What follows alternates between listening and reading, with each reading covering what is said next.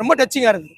விட்டனா வச்சுக்கிய மார்க்லாம் கொடுக்க தேவையில்ல, ரத்தத்தை கீச்சு பண்ணலாம், ரத்தத்தை அப்படியே ஒழுக விடுவேன். தக் லைஃப் படத்தை தூக்கி கொடுக்கறதுக்கு எஸ்டிஆருடைய கேரக்டர் தான், எஸ்டியோட ஆக்டிங் தான். முக்கியமா சொல்ல போனா செம்ம கேரக்டர். அதே மாதிரி ஸ்கிரீன்ல பாக்குறேன் நான் நிறைய பேர் வந்து ரெக்கார்டு கொடுக்குறேன், அந்த கார்டு கொடுக்குறேன், இந்த கார்டு கொடுக்குறேன்னு சொல்லிட்டு அவர் மனசையும் உடச்சிட்டாங்க நிறைய பேர்.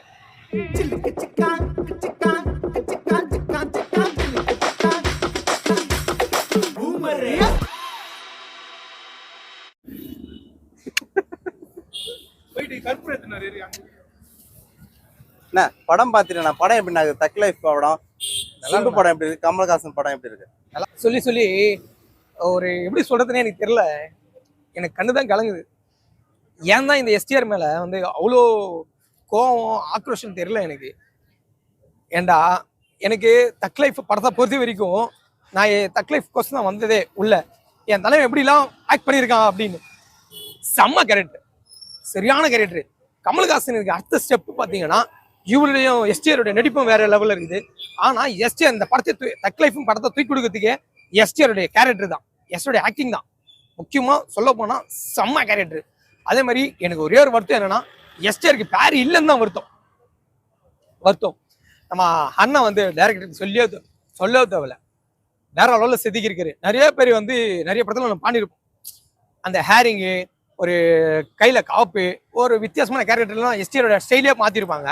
இந்த படத்துல பொறுத்த வரைக்கும் எஸ்டிஆர் என்ட்ரன்ஸ் ஆக்சுவலா இந்த கண் கலங்குற அளவுக்கு இந்த படத்துல பாத்துட்டு வந்திருக்கீங்க இல்லையா, அந்த அளவுக்கு இந்த படத்துல ரொம்ப ஃபீலிங்ஸ் அதிகமா இருக்கும். ஃபீலிங்ஸ் சொல்ல தேவைண்ணா, எனக்கு உள்ளுக்குள்ள சொல்றது வார்த்தையே கிடையாது. செம்ம சென்டிமெண்ட் உள்ள இருக்கு. ஃபர்ஸ்ட் ஹாஃபோட செகண்ட் ஹாஃப் எனக்கு ரொம்ப டச்சிங்கா இருந்தது. விட்டனா வச்சுக்கிய மார்க்லாம் கொடுக்க தேவையில்ல, ரத்தத்தை கீச்சு பண்ணலாம், ரத்தத்தை அப்படியே ஒழுக விடுவேன். ஃபர்ஸ்ட் ஹாஃப் நல்லா இருக்குதா, செகண்ட் ஹாஃப் நல்லா இருக்குங்களா? ஒரு போரிங்கே தெரியல, லாகே தெரியல, போரிங்கே தெரியல, செம்ம என்டர்டைன்மென்ட். சொல்ல தேவை. உள்ள தியேட்டருக்குள்ள உட்காடுறோம், தியேட்டருக்குள்ள பூஸ்பம் எகிருது. அவன் வந்து கத்துறான் எஸ்டிஆர் ரசிகர். கமல் கோசம் கத்துல எஸ்டிஆருக்கு வேற லெவலு ஃபேன்ஸ். இந்த படத்தை தூக்கி கொடுக்குற தக் லைஃப் இந்த டைட்டிலே தூக்கி கொடுக்குது எஸ்டிஆருடைய ஃபேன்ஸ் தான். அதுதான் என் தலைவன் ஒரே வார்த்தை சொல்ல போனான், ரெக்கார்டுலாம் இதுக்கப்புறம் கொடுக்க ஆரம்பிச்சின்னு வச்சுக்க நடக்கிறதே வேற. என் தலைவனுக்கு என் நடக்கிறதே வேற. பாரு தலைவா, தோல் கொடுக்குதுங்க ரசிகர் நாங்க இருக்கிறோம். என்னன்னா எஸ்டிஆர் ரசிகர் மட்டும் இல்லைங்க, எல்லா ரசிகரும் தலைவனுக்கு தோல் கொடுப்பாங்க. எப்படின்னா நல்ல மனுஷன்.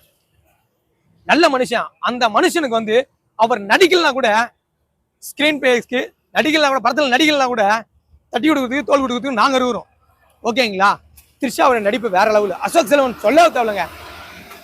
மணிரத்னம் அண்ணன் வந்து யாருக்கு எந்த நடிப்பு கொடுக்கணும் அப்படின்னு சொல்லிட்டு இந்த படம் ஃபுல்லா வித்தியாசமான கேரக்டர்ல கொடுத்து வச்சிருக்காரு. படம் ஃபுல்லா வந்து சின்ன கேரக்டர் எஸ்டிஆர் நடிச்சாலும் வேற லெவல்ல பேசப்படுவார். நான் சினிமா வட்டாரத்திலேயே திருப்பி போடுற வைக்கிறது இந்த தக் லைஃப் படமா இருக்கும். டப்பிங்ல எல்லாருமே வந்து இதுக்கப்புறம் மலையாள படம் எல்லாம் டப்பிங் பண்ணியிருப்பாங்க. இந்த படத்துல யார நடிச்சிருக்காங்க? த்ரிஷா மேம், ஓகேங்களா? எஸ்டிஆர் சொல்லவே தேவை, கமல்ஹாசன் அண்ணா, அசோக் செல்வன், ஓகேங்களா? நிறைய பேர் பட்டாலுமே சினிமா வட்டாரமே. காமெடி இருக்கா படத்துல? காமெடி இருக்கா?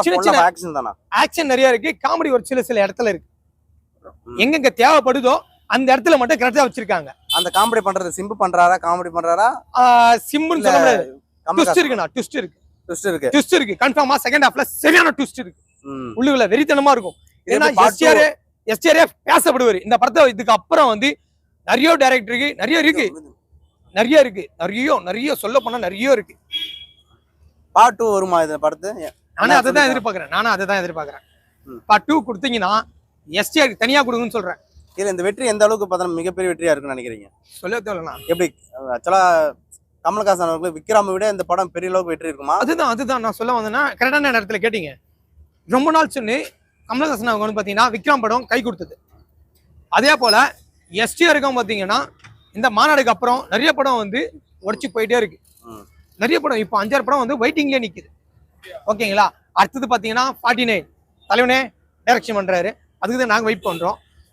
எப்போ வெயிட் பண்றோம்? வினயத்தண்டு விருவையா சொல்ல தேவை. இந்த படத்துல வந்து த்ரிஷா மேம் நடிச்சிருந்தாலும் ஆனா கூட பேர் கிடையாது. செம்ம வருத்தம் எங்களுக்கு, அதை பொறுத்த வரைக்கும் சரியான வருத்தம். ஏன்னா கௌதம் வாசுதேவனா உங்ககிட்ட வேண்டுகோள் வச்சிருக்கேன், வினயத்தண்டு விருவையா பார்ட் 2 எடுங்க. தக் லைஃப் பார்ட் 2 எடுத்தால என் தலைவனை வச்சு எடுங்கன்னு சொல்றேன். ஓகே, நன்றி. வேற எதுவுமே கிடையாது.